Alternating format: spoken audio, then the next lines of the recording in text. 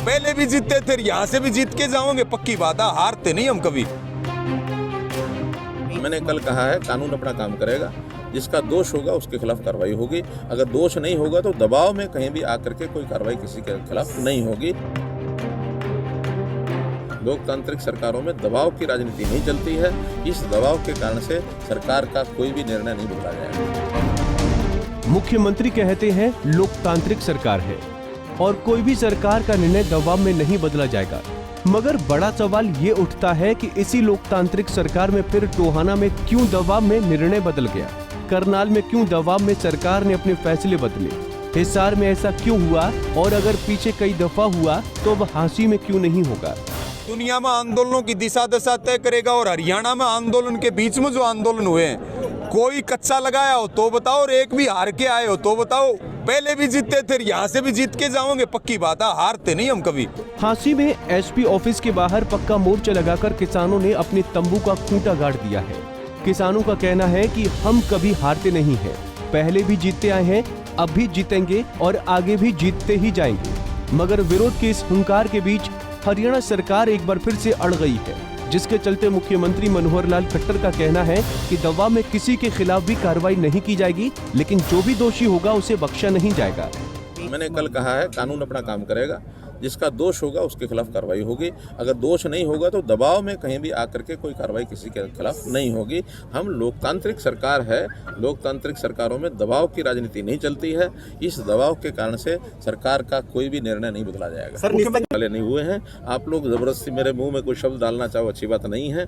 ये जो कुछ जांच के विषय होते हैं, आप अगर कोई शिकायत करते हैं तो जांच करना हमारा काम है। अगर उसमें किसी प्रकार की कोई लापरवाही बरती जाएगी तो किसी को बख्शा नहीं। किसानों और सरकार के बीच हांसी में छिड़ी ये जंग भाजपा के राज्यसभा सांसद रामचंद्र जांगड़ा के विरोध से जुड़ी हुई है। आरोप दोनों तरफ से है।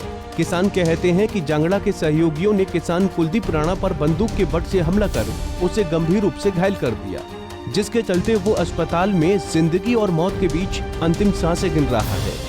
वहीं रामचंद्र जांगड़ा और उनके समर्थकों ने किसानों पर उनकी गाड़ी पर हमला करने का आरोप लगाया है। ऐसे में अब किसानों ने अपनी 2 मांगों को लेकर हांसी में पक्का मोर्चा लगा दिया है।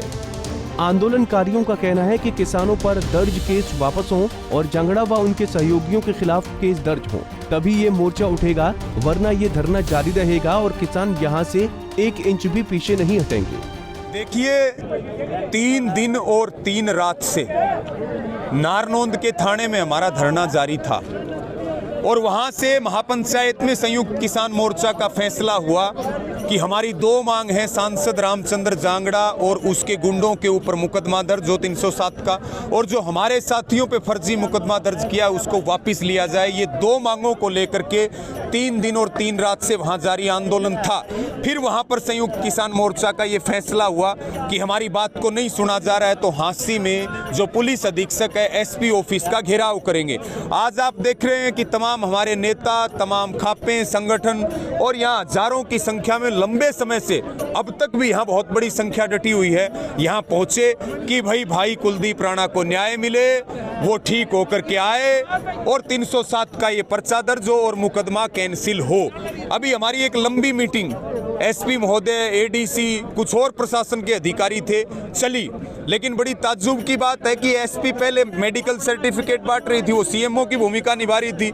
हम जब बात कर रहे थे, हम गए जब वो वकील की भूमिका में आ गई, फिर थोड़ा सा आगे बढ़े तो वो जज की भूमिका में आ गई।